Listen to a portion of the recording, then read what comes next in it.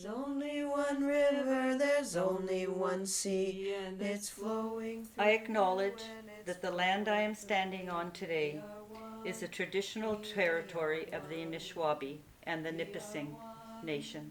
It is the home to many nations. I acknowledge that I am standing on the land that belongs to the people of those nations.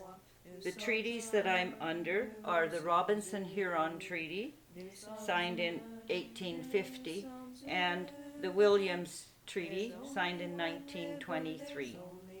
We gather today on these treaty lands and have responsibility to honor and respect the care of the land, the water, the air, the plants, and the animals, and the ancestors that walked before us.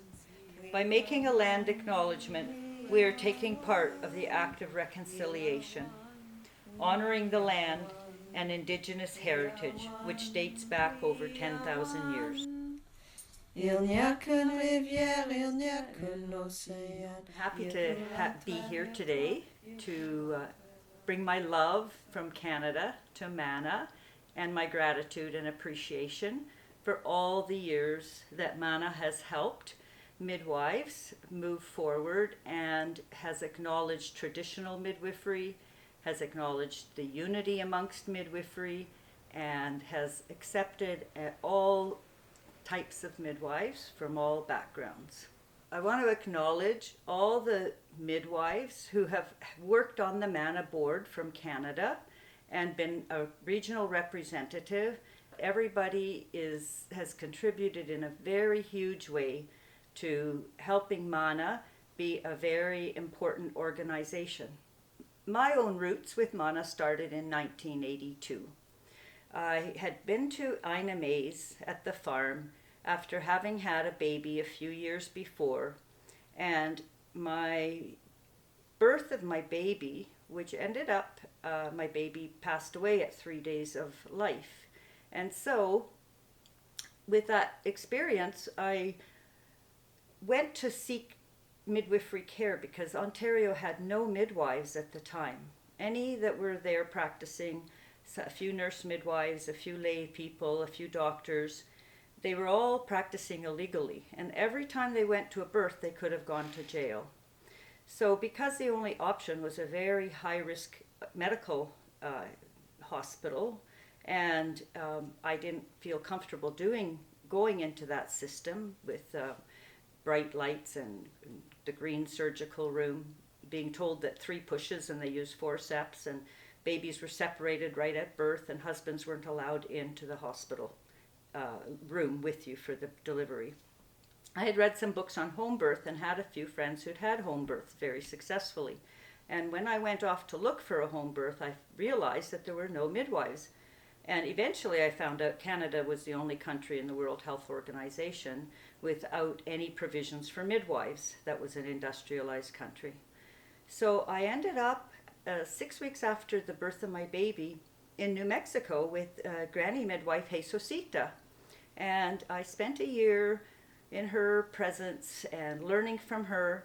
And sadly, the first birth I went to with Jesusita, which was only a few months after my own delivery, was a stillbirth. So that was very soul-searching, and then I knew that I had something to offer, which was being able to be supportive of a woman who had gone through loss in birth. So next year I ended up in El Paso, Texas at Sherry Daniels School and was able to go to 100 births. But in the meantime, I got to go to Lama Foundation to the most amazing gathering of midwives. It was called Birth and Rebirth, and Raven Lang and Janine Parvati were all some of our teachers, and they, for a week, taught us about birthing with love and with blessing way, and to really listen to the mother and baby. And that really started me on my path to having the awareness that how we give birth is so important. I had gone back to Ontario and started the Ontario Association of Midwives in February 1981. There was a small group of women who were midwives, and we all got together once every month or so to start discussing how we would work as midwives in our communities.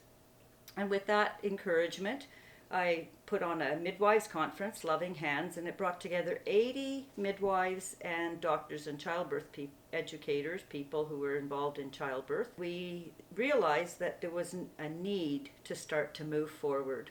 When I met Ina May, she told me that Sister Angela had this vision for unity amongst all midwives, and all meaning nurse midwives, lay midwives, traditional midwives. And so Ina May invited me to this meeting in Boulder, Colorado in 1982. And that is where the MANA organization was founded. There were 23 women who came together, all midwives from all across the country, to start working on unity for midwives. And we got together in a large old mansion. We all slept on the floors, and it was a very empowering weekend that we spent together. 23 midwives came together in Boulder, Colorado, in a great big old stone mansion. We sat around a huge board table and started learning about how to establish an organization and a board of directors. We decided on the name MANA, Midwives Alliance of North America. Manna had many meanings, including manna from heaven, the bread of life. We were quite a mix of midwives from all walks of life, some nurses, some nurse midwives, some lay midwives, Buddhist midwives, hippie midwives, but none of it mattered, because we were there with a common cause, and that was to bring midwives together across North America. At one point, we were in a circle, holding hands, singing ritual songs about sisterhood and being one with each other. I could feel the powerful energy coursing through our hands and souls. There was an overwhelming feeling that we had all been burned at the stake together as witches in days gone by. I felt we were uniting again in sisterhood to heal the past inflictions and those who were threatened by midwives being involved in the arts of sex and reproduction. I believe in past lives and that we came together to heal the past, and this was definitely one of those super powerful connections. I never shared these feelings with that day, nor any other day, but I still remember the power we shared. We voted on a president. That was Teddy Charvet, and Ina May to be the vice president, Susan Leibel to be the secretary, and Carol Leonard to be the treasurer. And I was nominated to be the Canadian regional representative. There were other regional representatives, and the whole meeting had been hosted by the Colorado Midwives Association. So that was the beginning of MANA.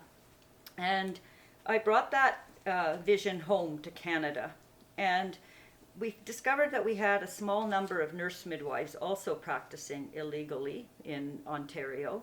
We went to to the nurse midwives and suggested that they join us in the Ontario Association of Midwives. We asked MANA to have a conference in Toronto in 1984. I'd also asked for Rena Porteous to be a vice president or to join the board so that I wouldn't be isolated on the Canadian as a Canadian representative. In the fall of 1984, things were starting to brew, and midwives in Ontario were just being asked to be part of the Regulated Health Professions Act. We had a MANA conference, and I consider MANA to be the midwife to the Association of Ontario Midwives. MANA helped us, nurture us along, and help birth us into being. It helped, along with the midwifery task force that we had established, that was a consumer task force, to help us move along in becoming regulated and possibly licensed. Today, we have over 1,000 midwives in Ontario. Since legislation in 1994, we've attended 250,000 midwifery births that are all covered by their healthcare system. And that is a pretty huge accomplishment. There's a long way to go. Hospital privileges are being held back from midwives, and some midwives don't feel like they fit into legislation. Some midwives would rather just be community midwives. However, in the long run, we've opened up access, and this is in 2021. Canada had 1,892 midwives across the country. Now, our country is vast, and midwifery has expanded in many directions. So we realized that we have a huge Indigenous community, and that it's so important to bring midwifery back to those communities. In the 80s, there were midwives like Betty Ann Davis who had come back from working in the South and in Guatemala, and was really quite keen to help with the midwifery movement in the North. And she was recruited along with some other midwives, Jenny Stonier from Quebec. And the Inuit people started refusing to be shipped out because they lived so far north that if they had a baby, they had no services. So they would ship them thousands of miles. And the women would talk about how they felt like cattle because they would be literally tagged with a number and shipped out, separated from their families, and would have to have their babies in sort of a dorm type of situation. And eventually one woman just refused to go, and from that day on, they started rallying to have their own birthing clinics, and that was in the mid-80s. Now we have a National Council of Indigenous Midwives that's extremely active. Several birth centers in the far north have been set up over the years. Ontario Midwifery and the Canadian Association of Midwives, the Ontario Association of Midwives, and other provincial associations of midwives have a real mandate to be inclusive. So BIPOC inclusive, to be inclusive of women of all cultures, women of all nationalities, particularly making sure that Indigenous women have their rights restored in childbirth. Ken Johnson and Betty Ann Davis did a massive amount of research into statistics to prove the safety of midwifery and birth outside of the hospital. And now Canada has several birth centers across the country. And a lot of midwives really enjoy working in a birth center because they can have a water birth pool there and have everything that they need in that environment. Midwives have come out of the working just at home and underground. Now they have hospital privileges. They can order ultrasounds and order their blood work and do consults and referrals with obstetricians. Some midwives manage their own inductions and epidurals if they are in a hospital that allows that. And other midwives are much more community-based, serving the Amish communities and the rural communities. So there's a lot of choices. There are starting to be more hospital-led projects where midwives can actually run little units on the hospital floor. Over time, we've come a really long way, and all of it is funded. And even if a woman does not have Ontario status, her care will be funded by pockets of funding that is available. So as long as a woman has an address in Canada, her care is funded by the government in each province. So we've come a really long way, and I really want to thank MANA for having such an important role at one point in time in 1984 in bringing together the Ontario Nurse Midwives and the OAM, Ontario Association of Midwives, to start the AOM, which is the Association of Ontario Midwives, which has been key in helping to move towards legislation, which took 10 years, setting up 3 university programs, one of which has been temporarily seized for the Francophone and Indigenous stream, and we hope that that gets reinitiated. And they've also set up a College of Midwives so that we have a governing body.